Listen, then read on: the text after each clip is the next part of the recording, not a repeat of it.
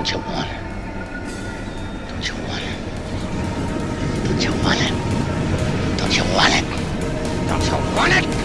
Don't you want it? Don't you want it? You lose your little mind. 5 dead lives. Welcome to the Deadlights podcast. I'm your host, Sam Johnston. And I am Leslie, bringing you your weekly dose of horror. I almost said deadly. Daily. Oh, well, you come Deadly. yourself. And today we have Bum. Dustin. Yay. Hello. Thanks so much for having me. You got Absolutely. it. Welcome. Thank you so much for joining us on this this journey into the West. Whoa, West. What did we just watch? What did we watch? Depressing journey into the West. Yeah, it's a depressing journey into Brimstone Oh. from 2016, written and directed by Martin Koolhoven. Koolhoven. From the moment the new reverend climbs the pulpit, Liz knows she and her family are in great danger. It was a downer. It was definitely tough. This is I think, first of all, the first Western that we have on this podcast, Yes. which is exciting. And also one of the more depressing and just like tough rides, I think, that we've gone Very through. bleak. Just fair warning to everybody. There's sexual abuse, child abuse, Murder. But yeah, It's a lot. lots of Intestinal hanging. Yes, Incest. like everything, because this is the Wild Wild West, baby. Oh, it's wild. Shit, I like rock the boat. Whoa. Wild Wild It West. certainly was wild. And I mean, I think that was kind of the point, unfortunately for us. So glad. You know when people ask you like, what era would you like to like live in, and you didn't live in this one? Mm-hmm. I don't want to live in any other one. Oh, no. I No. would not survive in the No, West at all. absolutely not. First of all, I'm a woman, and you all saw how women were Mhm. treated. Mhm. Also, I'm a person of color, so you know, Also, God, it must have been so cold. yeah. Like all those winters, and like no one has heating. Like even in the summer, I'm sure it was freezing cold. So that on top, like all the elements of the Wild West that seem terrible, on top of having a psycho priest run around and like hunt you for your entire life.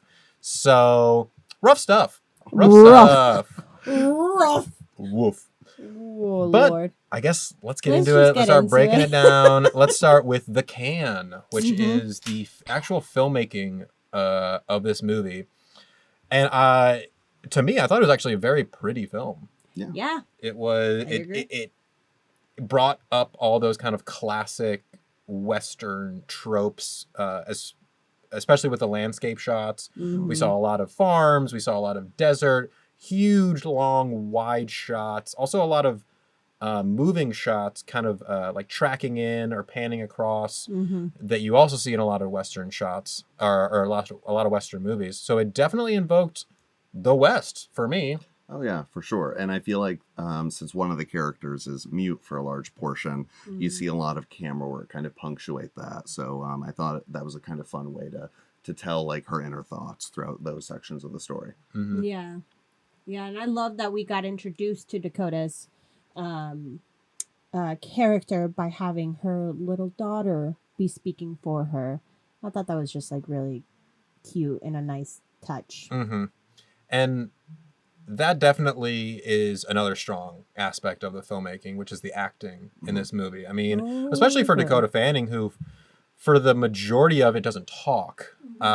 We really have to understand what's going on in her head. And I mean, Dakota Fanning from a young age has always been able to do that. She's so natural. Mhm. And I thought it was interesting that we have Dakota Fanning now as an adult, playing an adult character. She has a daughter who is probably as good of an actor as she was when she was young. Yes, So I'm I like, agree. damn, we got like the both generations. Who knows what this little girl is going to grow up and Yeah. do. But yeah, that was a definite strong point. And I mean, Guy Pearce as well was fucking hateable. Oh man. Yeah. Oh, Man. Especially in the first act, there was a part of me that kind of wasn't fully for him because it was almost like he was supernaturally powerful, like Jason. Yeah. But by the second act, and it starts telling the lore, and then just to treat him like that is this unrelenting force, I thought was really interesting, especially for a Western, because there's violence in the movie that's very realistic, but his presence was always very like, it kind of like Jason. That's just what it was reminded me of. I mean, absolutely. And how they were shooting him too was these low angle, especially that first scene when he walks in to the church. We're following low angle behind him. Everyone's eyes are up at him, except Dakota Fanning's. And he just has that power. And he delivers that first sermon about false prophets hiding in sheep's wool. And everyone is just taken with him. He's the new holy man in town. I mean, there was the classic sounds of the boots hitting the wood and the spurs, you know. Oh, yeah. And she recognized his voice immediately because what you said, her back was turned again, which you don't do that in church, by the way. I don't know if you guys were raised Catholic or in religion, but you do not turn your back on the podium because that is where the cross is at. You know, you don't turn your back on the cross. So for the fact that she was doing that because she was wiping her kid's mouth, and then she heard, it was just, we're like, ooh, who is he? What the fuck is this? And this movie does a really good job now thinking about how the actual story is laid out. First of all, it's in chapters. We have 4 chapters that the story is told in, each one revealing more and more about the character's past and therefore their, motivations and all this kind of stuff. And then in that first act, though, they do such a good job of, to me, I was like, I know they're trying to build up Guy Pearce as this bad guy, but there's this mystery of who Dakota Fanning is, what her past is. We know they know each other. We don't know how.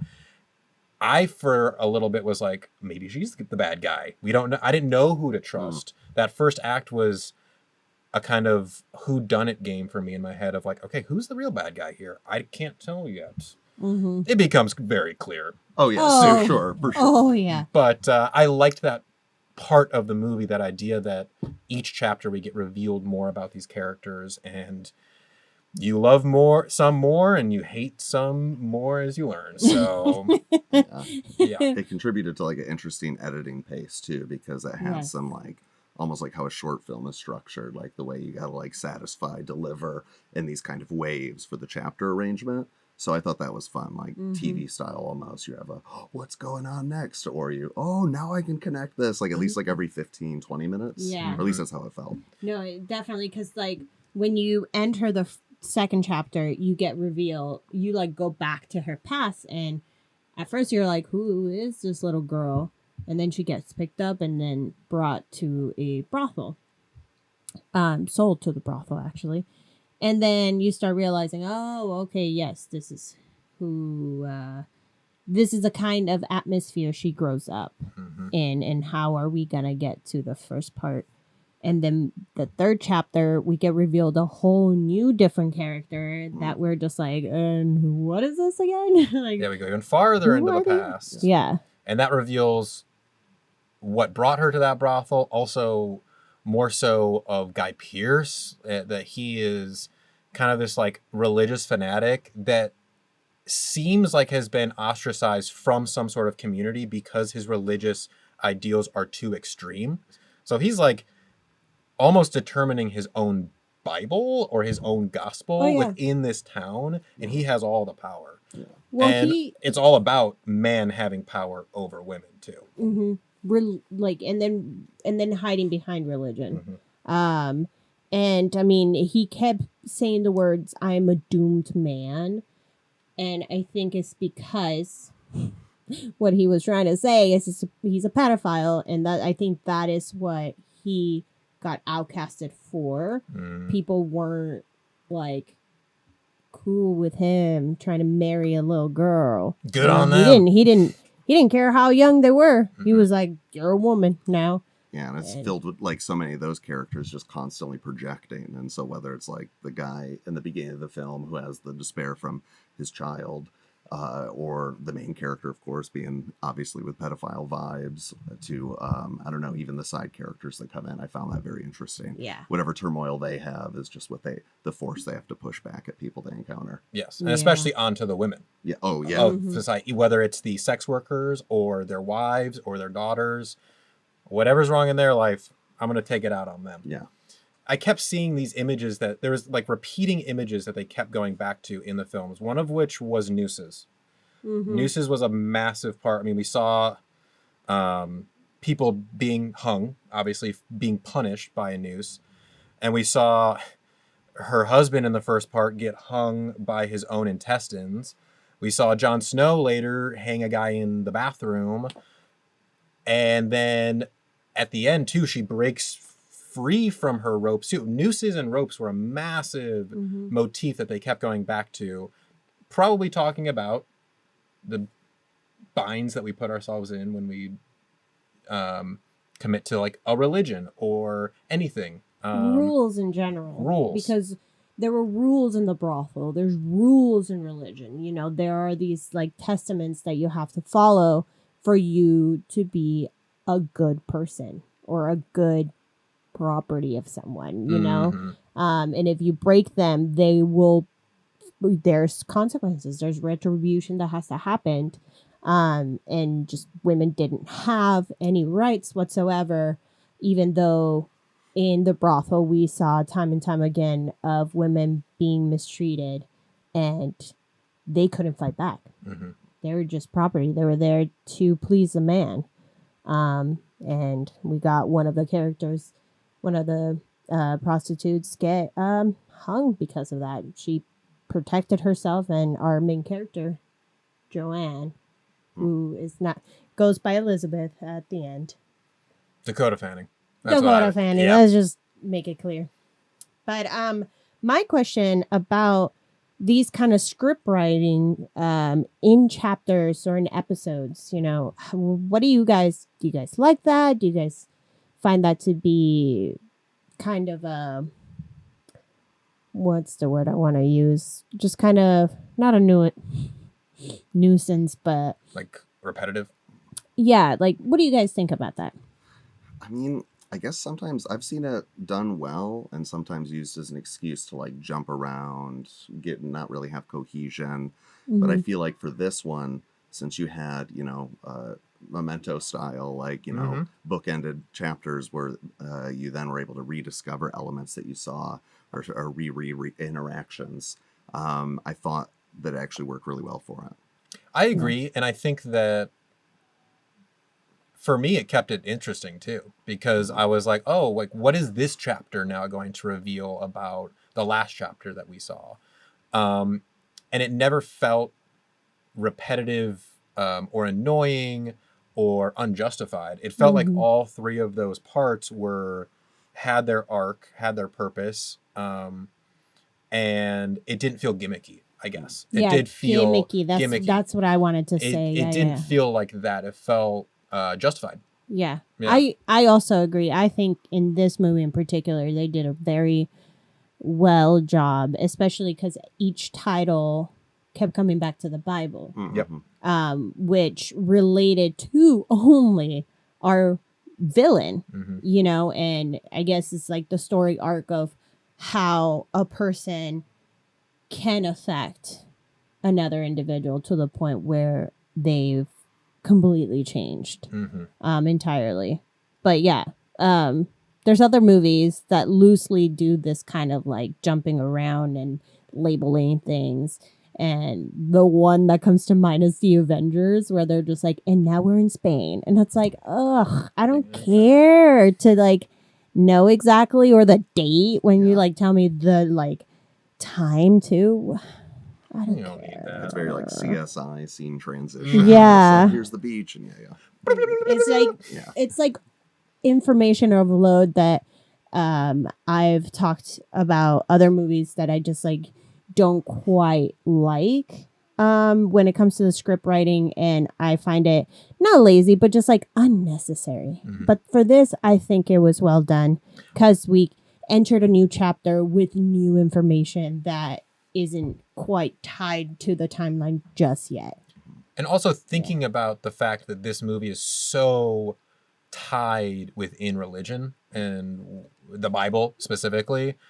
The Bible has chapters. So it almost seems it's justified in that way too, where the concept that we're trying to tackle is a book. So let's put chapters in this movie too. True. It felt good. I like that. It felt, even though the parts themselves felt sad, that was satisfying. Yeah, I guess that's the other thing. That's how you break up just relentless like torture and stuff True. like that. And then we had further breaks because we were watching it on a certain platform that had ads. We so did have a good amount of advertisements, which, that broke up the sadness, tension. the tension, which was at some points nice, at other points annoying. yes, towards the end when we no longer were getting a lot of the violence being like blasted at us, we're just like, oh god. I definitely needed a break at one point because I was just. This is the first horror film that we've watched in the Deadlights, in which I cried. I cried, and it was brutal. It was rough. It was. It was some rough stuff. Ugh. Well, I think that, this movie, we should probably move on to the next one, which is the meat of it, which is what this movie is actually talking about. Because there's a lot going on in this movie. And I think the surface level stuff that we have is this idea of using religion for your own gain and for your own purposes. I mean, he's a father, he's a priest that is radical and has changed his views to fit his own desires, which is not very biblical. And the movie starts off actually with a voiceover that we later learn is Dakota Fanning's daughter speaking. She's talking about memories and how as time goes on, images get blurred. And then at a certain point, is it even really what happened? They get so blurred that you don't even remember exactly what happened. And that feels a little bit like what the Reverend is doing. His ideas are blurring and his desires are blurring what religion is actually supposed to be about, to the point of it's not even recognizable as a religion anymore. He did believe that he was above everyone else, and that he was some sort of prophet. And even at the end, when he gets burned up in flames and he's just standing there, he poses. Yeah. He poses. He's like, I am a prophet. And he's talking. He's doing a sermon. He's getting his flesh burned off his face, but he's still delivering this. He's a psychopath. And it was something like what? Like the worst part in hell, no one loves you? Or they won't love you. No one will love you there? There's something no like love. It's an empty kind of love or something like that. Ugh. Yeah. What's your kind of love, dude? Not a good one. No. Not a good one, because he was looking at Dakota Fanning's little child and being like, she's a woman now. And she's like, 6. Yeah. Ugh. And it's like you watch this character who just lives in this small town area. Like, I know she goes back to the town for thematic reasons at one point, so I don't know if it was some years and he had come. That part's a little bit strange to cut the first 2 chapters together, but for me, it's just showing in this world that's kind of been established by him and this belief system with the followers, it's just unrelenting. She can't get out of it, no matter where she goes, every time. So when she falls in love with someone, that goes down the tubes, just constantly death around the corner. And so that I just thought was so interesting in the movie, but it is the unrelenting part of it. It's just enduring that over and over. But it does a good job to mix it up, and I think even stylize it, where stuff that's very on the nose is almost like the scene where someone's own guts are hanging them. It takes a step back where it could be seen like as like a simplified like story or a moment or exposition for the theme, but it was paced out really well. That was one of the things that I enjoyed. So even I can't think of the actor's name, but Jon Snow's character. Jon Snow? Yeah. Jon Snow. All of his lines were pretty on the nose, but it serves really well the same way, like, Shakespearean gravedigger comes up and says a couple things on the theme. So I thought that was handled really well for showing her inner turmoil. Exactly. Yeah. And as we went on and we went through these chapters and we met these new characters, to me, it only drove home more that all these characters are running from something. Dakota Fanning obviously running from her psycho father. The priest is definitely running from something, whether it was an old town that kind of ran him out because of his beliefs and his desires. Kit Harington, Jon Snow, he's running from something too. Every one of these characters is running from their pasts. And eventually it always catches up with them. It isn't until the very end when she finally turns around and faces him herself that the cycle gets changed. And I liked the introduction of the Jon Snow character because that chapter chronologically is the first thing that happens. So that's the youngest version of Dakota Fanning that we see, even though it's the third part. But I like the introduction of his character because everyone else that she's seen, Dakota Fanning has seen in her life, has just been telling her that she's a woman and she needs to be put in her place and she needs to serve her man. But then Kit Harington comes in, and yeah, he's a murderer. He's not a good guy, and he's definitely running from something. Thief. He's a thief. He's a thief. So, but this is the one, I think probably the first guy who has actually shown some level of respect to her and shown her that she does not need to be like her mother, who is very submissive to her father. And that, I think, breaks the cycle and almost kickstarts everything that happens in Dakota Fanning's life. For her journey through the whole thing, it wasn't until the end that it kind of became clear to me, like, every single person that she comes across ends up dead. And I mean, that's her mother, her lover, Jon Snow, her later husband, her son, her father-in-law. Everybody that she comes in contact with essentially dies. And so for her character to be going through life and just seeing so much death and being around so much death and being followed by death, your crazy priest father, to me, it would almost make sense that she would think that she's cursed. There's like this moment in the first chapter where they, I think it's say at some point, like call her a witch or say she needs to be burned at the stake because she killed my child or whatever. And it just seems like death has just followed her through her entire life. And so for her to think that she's cursed, I think makes sense to me. Oh, yeah. Do you do spoilers? Oh, yeah. Go for okay. it. Yeah. Yeah, so like at the end when she sees the last person that she has who's come so close, her daughter, she either accepts her fate and then does get control over it by offing herself before getting brought in. But that was really the only way to end up protecting her daughter because it would have continued. And so you get to see that just omnipresent death that's throughout her take control of it by the end in her own way, I guess as best she can. And then there was that moment in the last 10 seconds where we see her daughter grown up with her daughter now. And then they look out into the woods, kind of that idea of like, is there something else out there that is going to come and get me now? Is this cycle actually broken? We don't get an answer to that. And I think that's kind of the point. But what do you think? Do you think that her daughter is going to escape the past that her mother created? Or is she going to get retributed as well? I mean, I feel like the movie paints such a grim American frontier like landscape that it wants you to have that just, you know, omnipresent like death, like, hey, Sawmill's going good now, but we'll see. For how long? Yeah. For how long? I just finished Avatar: The Last Airbender. Okay. In which the character, Aang, the Avatar, needs to defeat the villain. And everybody keeps telling him that he's going to have to it has to come to the point where he needs to kill him because the violence will not stop. But he doesn't want to kill him because the monks taught him that violence doesn't fix things. So he, discovers a new way. But what I'm saying is that violence creates more violence. Violence never truly solves anything because, yes, you took care of the reverend, but did he have a son somewhere that's gonna come and, seek revenge? And back in the day, you could do that. You could seek revenge for the death of whoever.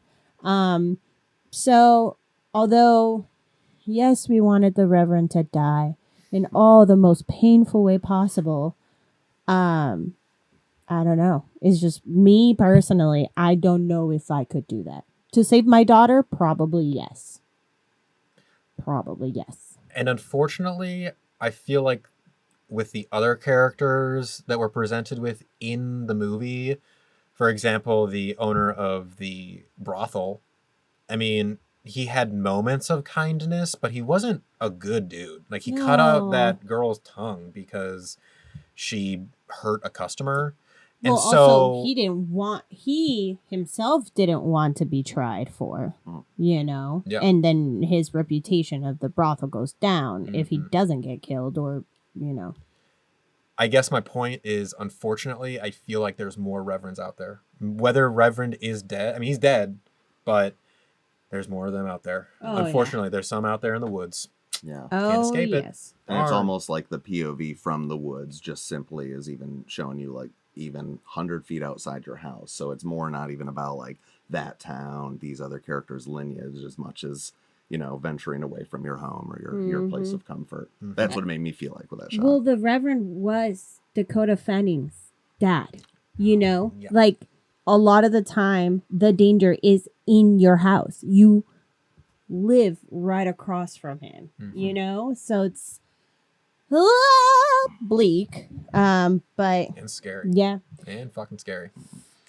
So, how do we feel those things were presented in the movie? The cook. How did they cook the meat?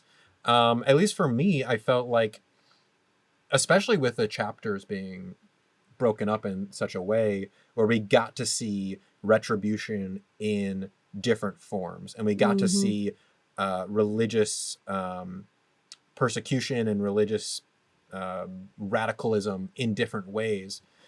To me, it felt like they presented all these ideas very well. Yeah, Jon Snow was a little on the nose at some points, but it didn't take me out of it. No. No. Yeah, not at all. Well, he's fits a that. good actor, too. Yeah, Fair. he Yeah. can handle that type of like like stagey sort of like dialogue well. Yeah. It was very stagey for sure. Oh, cowboys. They're very dramatic. They are so dramatic. Every time they enter a room, they go, "How you doing?" Or they're just like with their boots. Oh yeah, so dramatic. I Show want cowboy offs. boots now. Drama queens. But yeah, so like in a sense, even Jon Snow's death was justifiable because he was a thief. Yeah. You And a know? murderer. And a murderer. Yeah, So absolutely. And that was his death for me. I saw it coming. I mean, obviously. oh yeah. Because he's not with her at the end. So it felt like that death was what then created Dakota Fanning's strong character. Because she saw her father murder her lover. And then that, I think, in her mind, just, all right, that's it. You're not my father anymore. You are this evil force that I have to escape from. And yes, he came in halfway through the movie, literally an hour and a half into the movie, we are introduced to his character, which I sometimes get annoyed with in movies when they introduce such an important character so far into the movie. I'm like, oh, well, who's this guy now? But it worked for me for sure in this because he felt justified. His character and his presence felt justified for her story. Yeah, I feel like they do a good job of it because think of the amount of movies that handle that sort of material. And when you're doing like unrelenting, like torture and abuse, like movie, you know, it makes very evocative imagery. The characters are really good. So you're more so looking at faces, moments after. And so I thought that part of it did a good job, while at the same time, it doesn't, you know, gloss over anything. You still, you get the impact of all that. You get the reasons, you know, why people are sacrificing for themselves, killing people for other people. And so I thought it did a pretty good job. Like, it's so funny because my notes from the first chapter, before it was revealed there was chapter markers, I did have some more critical stuff. But then as it was fed in, I found myself like being pretty relieved. And baking this sort of material and this sort of dialogue into a Western, I thought was just as interesting in a smart way, the same way that like sci-fi can bake anything in contemporary, or at least some sort of conversation about this type of material. Yeah. What was I gonna? There was a point that I was gonna make. Oh, the violence. It justifies it for sure. You want to. I think the movie wants you to really, really invest all of your energy into hating the Reverend. So you're gonna see the imageries that you do not want to see, or other filmmakers or producers do not want it to be released, of just child brutality. Like, we see him truly whipping the little girl before he like plans to rape her.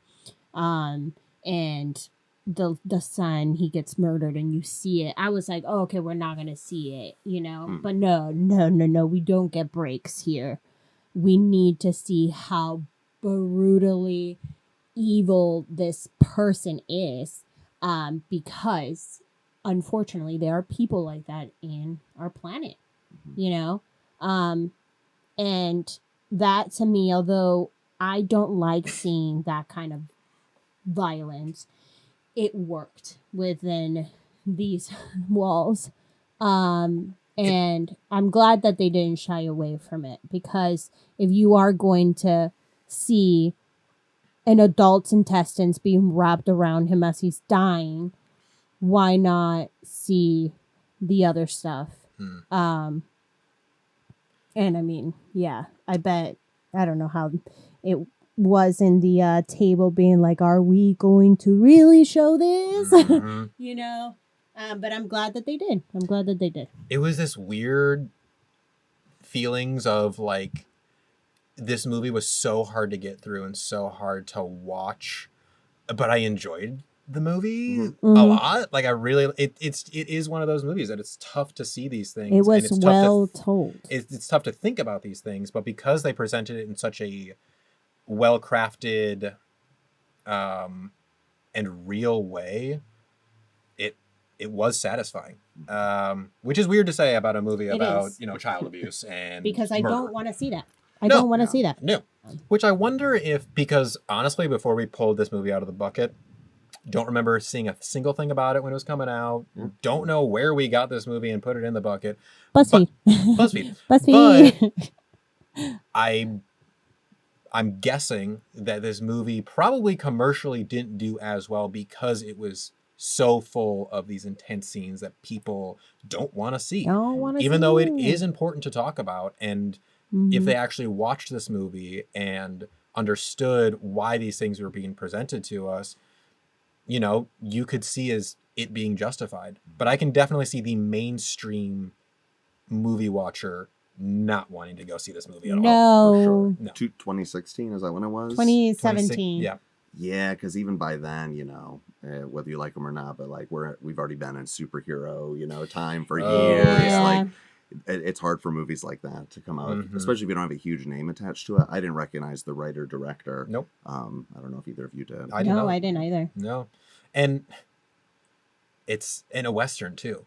In the late 2010s, you don't see many Westerns being made anymore. So that definitely is a genre that I think people just don't really think about anymore because not many of them are being made. So when one pops up, you might just miss it because you're not thinking about it. Yeah.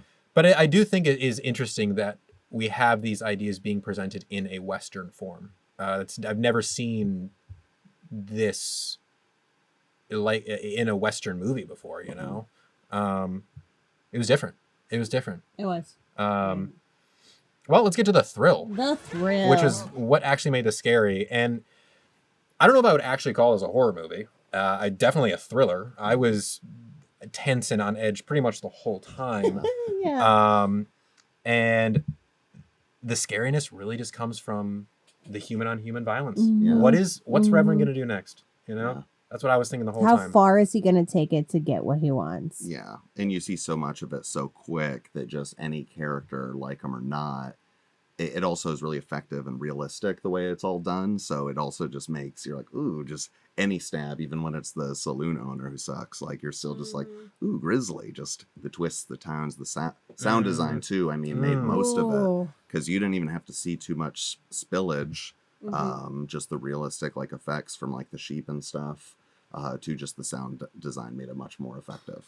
Yeah. Also, the just squelches.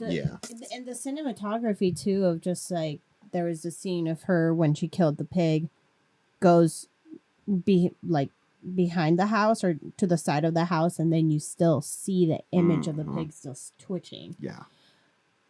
And I'm just but that was more for the can than the thrill. But this kind of subgenre within horror of just like man on man violence, man just being the absolute worst, is the truest monster in my books.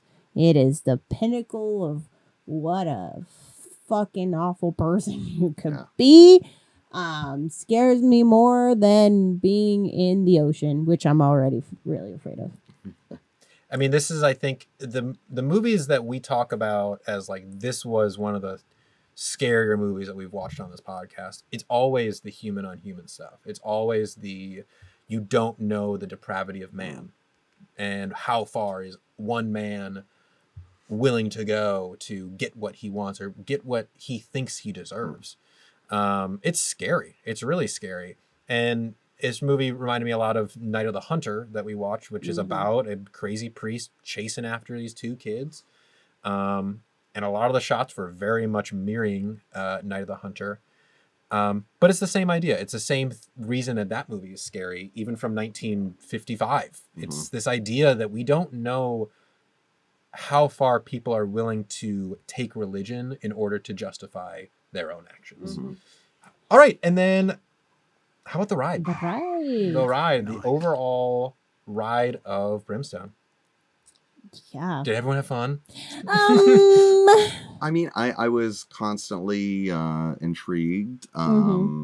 So where it's not maybe fun, I thought it was good, and I feel like nowadays, even though this is 2017, even since 2017, like seeing some good original stories and good original scripts that don't rely on like, I don't know. Well, I guess this one relies on the Bible and the first couple books of it, but but besides that, that really kept me there. And so while the theme, it's not the only movie to touch on something like that, what it did with it, I thought was really good. Yeah. It did feel like we've said already. It was a tough ride, but it was a satisfying ride. I mean, I felt like everything that they set up, they really fleshed out, and the end kind of brought it all together. And it just felt like a very circular movie, and they tied it up really nice, Yeah. I mean, the script is great, and it looks pretty, and it's touching on thematics that are just absolutely really hard to talk about. And what I thought was quite hilarious, and I hope that we can venture out of sugarcoating what a pedophile is. Do not use the words pervert. We're not there anymore. This is now 2023. If you want to have such a evil person, you're creating him, and then you have Jon Snow coming in and he's like, you had a father who was a pervert just like you. No! Call him what it is. He's a pedophile. So, not shying away from the word, in which I feel like they're still gonna do, because it's too. We can definitely see someone getting tied by it with their own intestines, but we're not gonna use the word pedophile because Hollywood. Well, do you think they had the word pedophile in the Wild West? In the Wild Wild West? Yeah, I mean, I know there were pedophiles in the Wild West, but did they have that word? Oh, this is the word. I don't know. But yeah, no, I think that good thought. especially like, this movie is tackling a lot of tough themes. And they went there. They went to places I think that a lot of films and filmmakers are very afraid to go to. And I got to give them props for that. I think that tackling tough subjects like like pedophilia and domestic violence and religious persecution. Those are heavy themes to come across and heavy themes to talk about, and people just want to go see a Marvel movie. I think that the director, Mark Koolhoven, probably didn't go into this project thinking I'm going to make money off of this. Exactly. Yeah. This And is an piece of art for him. That's the thing too, is like how many filmmakers and scriptwriters want to make stories like this but get shut down time and time again by big corporations and producers who are like, that's not gonna make me money. Like, I'm not gonna put my millions of dollars for you to just have a movie that's not gonna be great, you know. Yeah. But they did it, They did. and it was great. Yeah. Brimstone! Brimstone! 2017. Thanks for coming on this journey, everybody. It's like we've said multiple times. It is a tough watch, but watch it. Yeah. Watch My it. goodness. I would totally recommend it. So, Absolutely. Absolutely. If you like film and you like storytelling, it's great in both those aspects, really.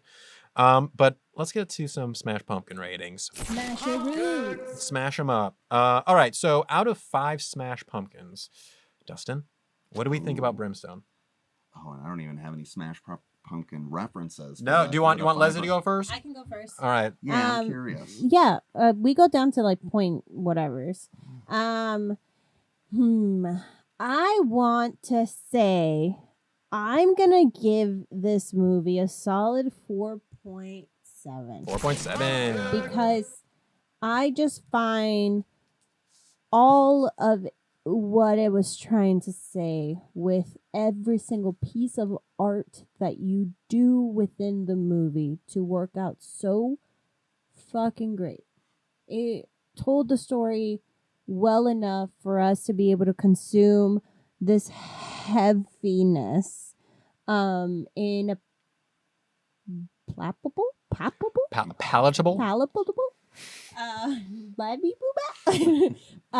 way, and my god, it's truly remarkable to see Dakota Fanning on screen and just killing it, because she's why I wanted to become an actress. There you go. One of the reasons. Her and Denzel Washington. Yeah. Yeah. And there was a man on fire in this movie as well. That was an homage. They're like, Leslie, this one's for you. We know that you like Gotcha. men on fire. Yeah. No Denzel in this one, but I think that was a little bit of a nod to him. Yeah. Absolutely. He played the fire. He played the fire. Yeah. Ooh. The fire played by Oscar Denzel for Washington. that man. Yes, That please. performance was amazing. What would I give it then? I would say I would do just a smidge over 4.2 Smash. 4.2. 4.2. Cool. Nice. I mean, because, I think the only reason I don't give it something higher, because I really did enjoy myself throughout it, is I think that, the perfect scores, those are the rewatchable ones. Not even because it's grim. There's plenty of grim rewatchable I've seen, but I think because it was good, had its thing, I know it'll stick with me in a sense. But yeah, I would say 4.2. Nice. And a little smashed gourd next to the tiny little pumpkin. And I have to agree with both what you're saying. It's hard to fault this movie in any of these categories because it's really ticking all the Smash Pumpkin criteria boxes. And I think you're right. I don't want to run out and necessarily watch this movie again, just because it was so heavy. Not to say that I wouldn't see this movie again, but I can't fault it though for talking about themes that I don't necessarily want to think about, because that's important. Totally. So I think I'm gonna have to give it pretty high marks as well. I think I'm gonna go 4.8. Nice. Just 0.2 off on. I won't see this for a second. You know, just for one, for 1 second. The thing is, a lot of my favorite movies are ones that I can't dare to see again, which is like, what does that say about me? I can't watch it again, but I'll think about it. I'll think about it forever. I'll think about it forever. I'm still thinking about Prisoners. I don't know if you've seen that yeah. with Hugh Jackman and Jake Gyllenhaal. Yeah. Oh God. That one will definitely stick with you. It's in the bucket. This one definitely will stick with, I think, all of us for a while. Oh, yeah. and I'm definitely not going to one of those like old west towns for a while. I You know, live in a West Town, sorry. Arizona. What are you talking about? howdy, Leslie.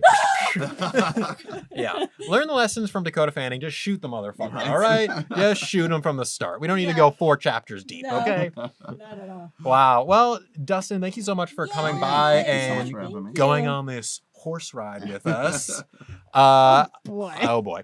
I think the last thing that we have to do though is pick the movie for next week. And as the guest, you get to pick it out. Oh, Look at that. nice. Full of. Oh, wow, you got a lot of. We got a lot in there. I'm gonna go deep. Go deep. Yay. So what we like to do is read the log line first, Okay. and then Leslie and I will try to guess what we're watching next week. A lot of the time I can't. All right.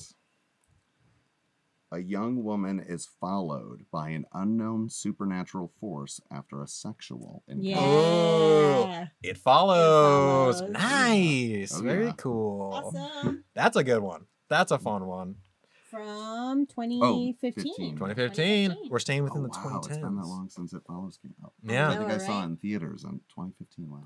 That's one of those movies, and I'm sure we'll talk about it next week, but just quickly, it's one of those movies where I feel like is almost a chapter marker in horror because I feel like that movie surprised a lot of people. It's a very different kind of horror movie, and almost like brought people into horror, I think, more. Because people that I know don't like horror love that movie. Yeah. It, wow. What was the subgenre? Elevated horror. Yes. It's one of those ones where it's like Oh. it goes a little bit slower than the horror movies nowadays, like they used to, and yeah. It might make you actually think about something. Exactly. But it has the one thing that horror loves. Sex. And lots of it.